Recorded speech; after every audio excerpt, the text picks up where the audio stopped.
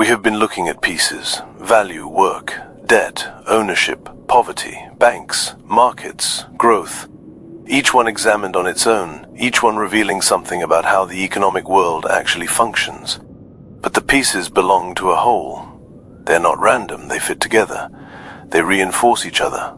They form a system, and that system has a name that is spoken constantly and understood rarely: capitalism. The word does something strange in conversation. It tends to produce immediate reactions before any examination has occurred.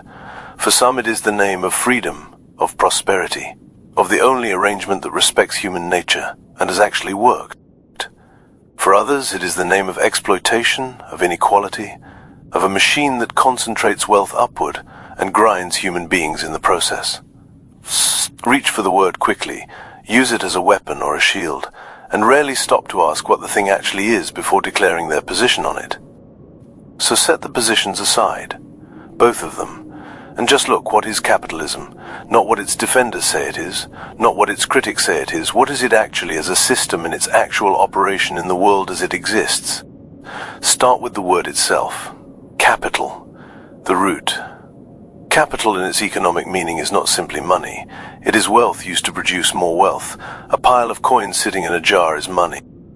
That same money invested in a machine that makes goods that are sold for more than the machine cost. That is capital. Capital is money in motion, money deployed to generate a return, wealth creating more wealth through its use in production.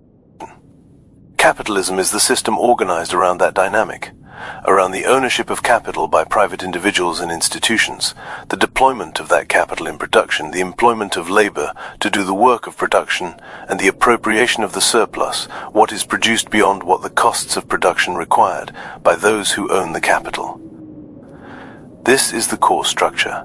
Capital is privately owned, labor is purchased, surplus flows to capital. That structure, operating at scale across an entire economy, is what capitalism is. Now look at how it came to be. Because it was not always the dominant arrangement. It was not inevitable. It emerged from history, from specific conditions, through specific processes, and understanding those processes clarifies what capitalism is and is not. We touched on this when we looked at work. The enclosure of common lands in England over several centuries forced people who had fed themselves from shared resources into dependence on wages. They could no longer sustain themselves through direct access to land and its produce. They had to sell their time to those who owned the means of production, the land, the tools, the factories, in order to access the money that now stood between them and everything they needed to live.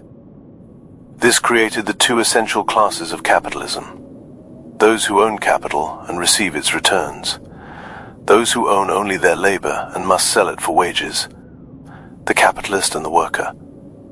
And these two do not stand in a relationship of equality, despite what the language of the free labor contract suggests. The worker must work or starve. The capitalist need not hire any particular worker. The negotiation between them is not between equals. It is between someone with options and someone without them. Karl Marx saw this with great clarity and documented it with great rigor. Whatever the failures of the political systems built in his name, the analytical work holds. The wage relationship contains a structural asymmetry. The worker produces more value than they receive in wages. The difference, what Marx called surplus value, is appropriated by the capitalist. This is not theft in the individual moral sense. It is the structural operation of the system. The capitalist owns the means of production. The worker does not. The worker must accept the terms available, or not work at all, and the terms available consistently deliver less to the worker than the worker produces. This sounds like a radical claim until you simply watch what happens. A worker in a factory produces goods worth, let us say, 100 units of value per hour. They are paid wages equivalent to 60 units. The remaining 40 units, after costs of materials, maintenance, and so on, flow to the owner of the factory. Not because the owner worked for them, because the owner owns the factory. The ownership is the source of the return, not the labor.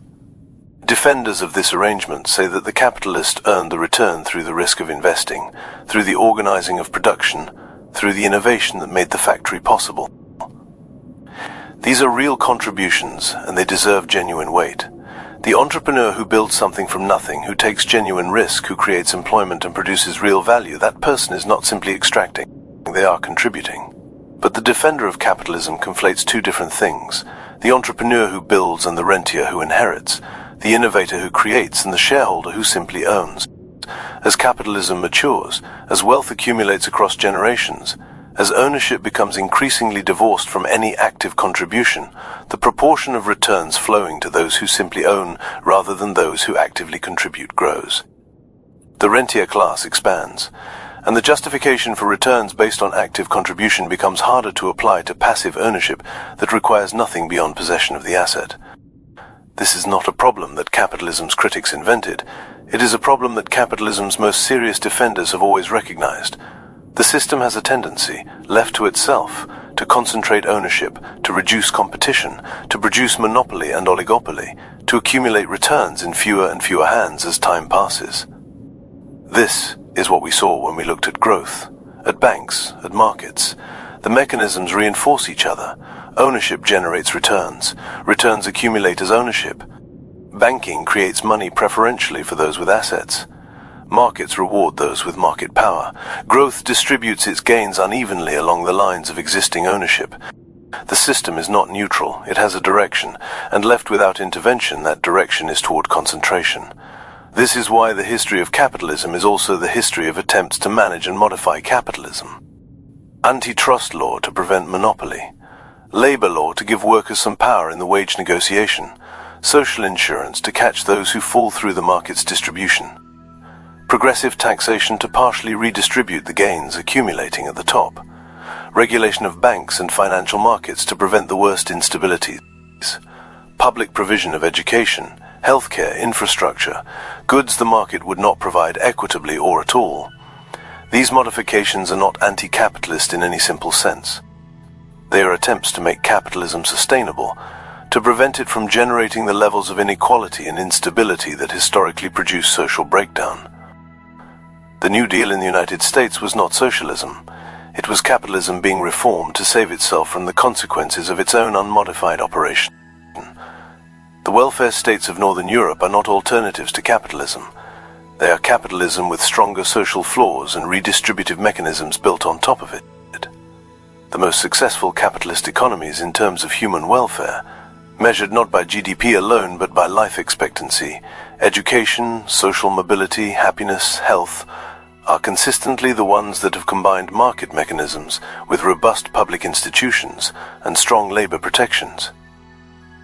The pure, unmodified version, the capitalism of the textbook where markets are free and government involvement is minimal, does not exist anywhere that is genuinely prosperous by these broader measures. What exists everywhere that prosperity exists is a mixed system.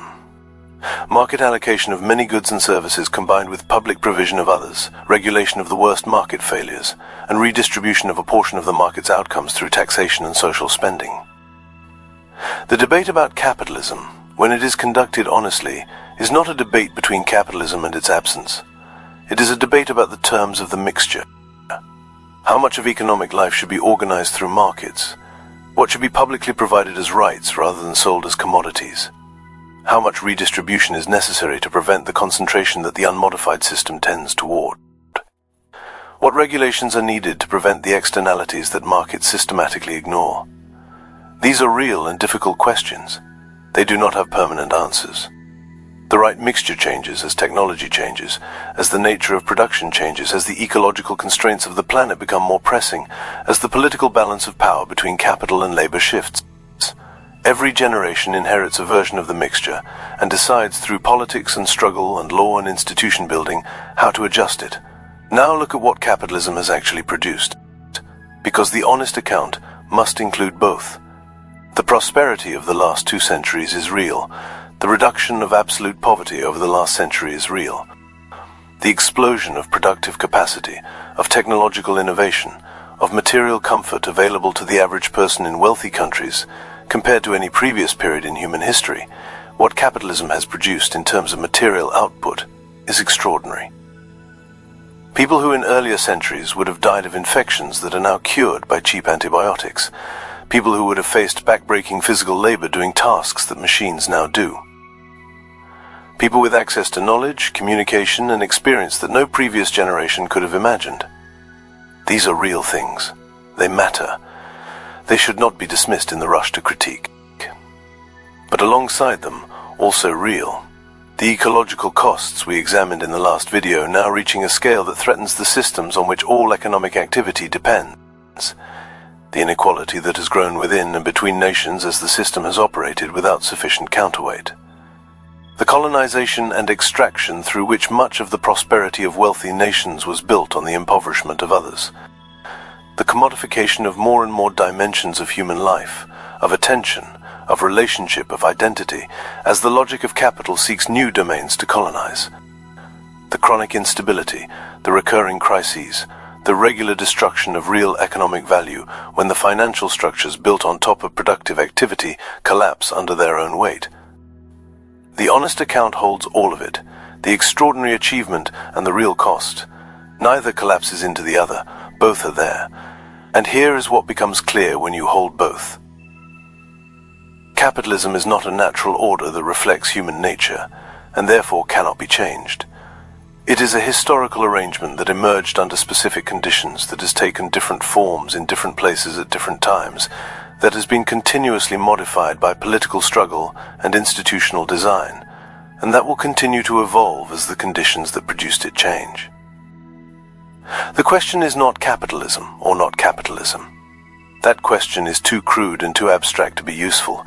The question is what specific arrangements, what specific rules around ownership and labor and money and markets and public provision, in what specific combinations actually serve the flourishing of living people on a living planet in this specific moment. That question has no permanent answer. It requires continuous examination. It requires exactly the kind of honest looking we have been doing throughout this series. Looking at what is actually happening, not at what the theory says should be happening. Looking at who benefits from the current arrangements and who bears the cost. Looking at what the instruments we use to navigate are actually pointing toward, and whether that is where we want to go. Capitalism, as currently practiced in most of the world, is a mixed system full of internal tensions between its productive capacities and its distributive tendencies, between the coordination it achieves and the externalities it ignores, between the freedom it provides to those with capital and the constraints it imposes on those without it. Seeing it clearly, not as the final achievement of human civilization, not as the root of all evil, but as what it actually is, a powerful, productive, deeply unequal, ecologically costly, historically contingent arrangement that human beings built, and that human beings are therefore capable of rebuilding, that seeing is not the end of the inquiry. It is the beginning of the only kind of agency that is real, not the agency of someone who accepts the current arrangement as nature, not the agency of someone who wants to tear everything down without understanding what they are tearing down, but the agency of someone who sees clearly what exists, understands how it works, and can therefore participate in the ongoing human conversation about what it should become. That conversation is always happening. It is happening in parliaments and in streets, and in the quiet decisions of millions of people about what to support, what to resist, what to build and what to refuse. It has always been happening. The outcome is never final. The arrangement is always in process. Understanding that is itself a kind of freedom.